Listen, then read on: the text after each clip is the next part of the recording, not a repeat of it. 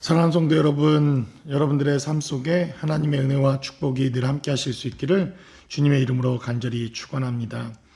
이제 10월달 우리가 생명의 삶에 기록되어져 있는 하나님의 말씀에는 욥기라고 하는 메시지를 통해서 우리가 오늘 이 본문에 기록된 말씀을 새벽마다 또 아침마다 하나님의 말씀을 통해서 나누는 시간을 갖도록 하겠습니다. 이 욥기라고 하는 것은 성경에 대단히 중요한 메시지를 담고 있습니다. 욥기라고 하는 이 메시지는 아브라함과 모세의 사이에 중간 어디쯤, 그러니까 성경의 시간적 순차적인 순서대로라고 한다면 아브라함 이후의 시대, 그리고 모세 이전의 시대에 우스 땅이라고 하는 정확하게 지명이 기록되어져 있지만 어디인지 우리가 알 수 없는 그 땅의 삶을 살아냈던 욥이라고 하는 한 인물을 통해서 그가 어떻게 하나님을 발견하고 그의 삶 속에 하나님에 대한 삶의 은혜와 축복이 무엇이었는가 하는 것을 욥기는 우리에게 보여줍니다. 이 욥기가 상당히 중요한 것은 아브라함을 통해서 하나님의 장자권이 흘러갑니다. 아브라함과 우리가 잘 아는 것처럼 그의 아들 이삭과 야곱과 12 장자 지파를 통하여 하나님의 언약과 약속이 흘러가고 그 언약과 약속이 흘러가는 그러한 과정을 통해 출애굽기라고 하는 메시지가 등장을 하고 그 출애굽은 그들이 가나안 땅에 들어가 이 12지파가 나라를 이루고 그리고 이스라엘이라고 하는 왕국을 이루어가는 하나님의 언약의 메시지가 기록되어져 있습니다. 그러니까 성경에 기록되어져 있는 이러한 성경의 흐름을 우리가 크게 살펴보면 아브라함의 언약을 기초로 하나님의 장자권이 계속 흘러 다윗의 왕가를 이루고 다윗의 언약을 갖게 된 유다라고 하는 지파를 통해서 메시아가 이 땅에 도래하는 이러한 큰 그림의 역사를 보여줍니다. 그런데 이 욥기라고 하는 이 메시지는 독특하고 또 특이하게 장자권과 상관없이 그 이외에도 하나님의 사람들, 하나님의 약속과 언약을 지켰던 사람들과 민족이 있었다고 하는 메시지를 보여주고 있습니다. 장자권이 흘러 그 장자의 권한과 언약과 약속이 없었음에도 하나님을 경외하고 하나님을 찾고 하나님을 바라보고 하나님의 언약과 약속을 지키고 있었던 이러한 알려지지 않은 사람들, 결국 장자권이라고 하는 것을 갖지 못했지만 그래도 끝까지 하나님의 언약을 지키는 백성이 있었다라고 하는 것에 있어서 욥기는 대단히 중요한 메시지를 가지고 있습니다.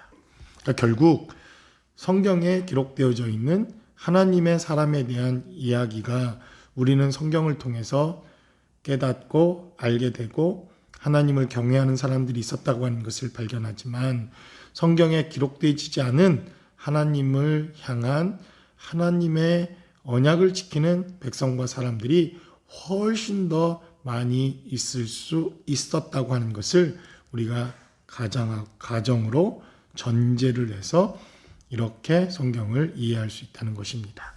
그러한 의미에서 이 욥기는 대단히 중요합니다.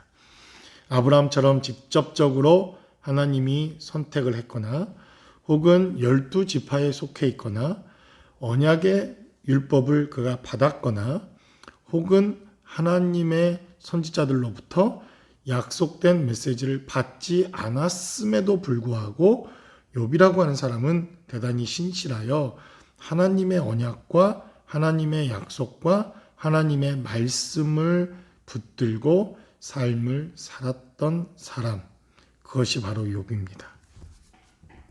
이렇게 하나님의 특별한 계시와 메시지가 없었음에도 하나님께 축복받는 욥이라고 하는 사람이 있었다고 한다면 우리는 하나님의 아들 예수 그리스도를 통한 계시의 약속을 받은 자들입니다.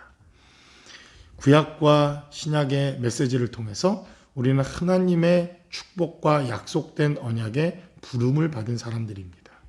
그러니 어떻게 삶을 살아야 되겠습니까?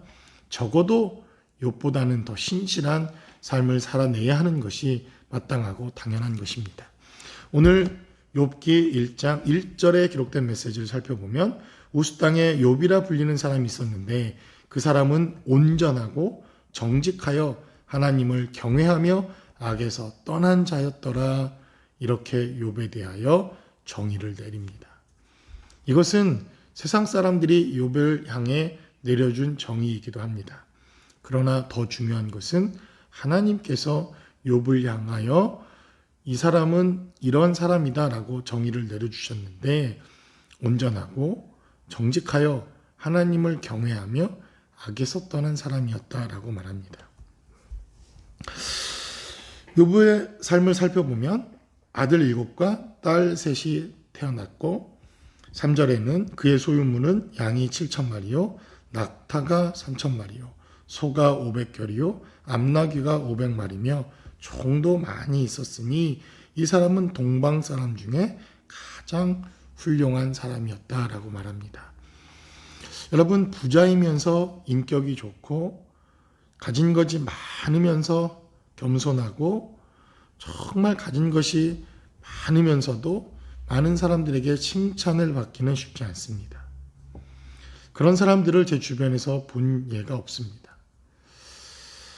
가지면 가진 대로 교만하고 또 갖고 있는 많은 것들이 얼마나 사람들의 마음을 교만하게 하는지 모릅니다.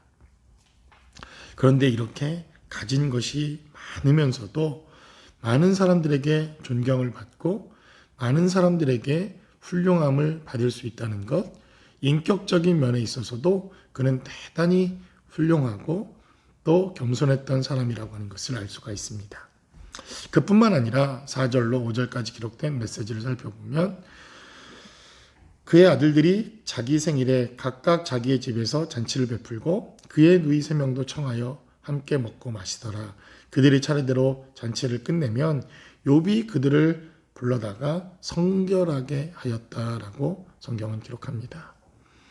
아침에 일어나서 그들의 명수대로 번제를 드렸고 이는 욥이 말하기를 혹이 내 아들들이 죄를 범하여 마음으로 하나님을 욕되게 하였을까 함이라 라고 늘 그의 마음의 우선순위에는 하나님을 향한 하나님에 대한 마음과 하나님께 순전한 마음을 지키기 위한 노력과 열정이 있었던 사람이었던 것을 보게 됩니다.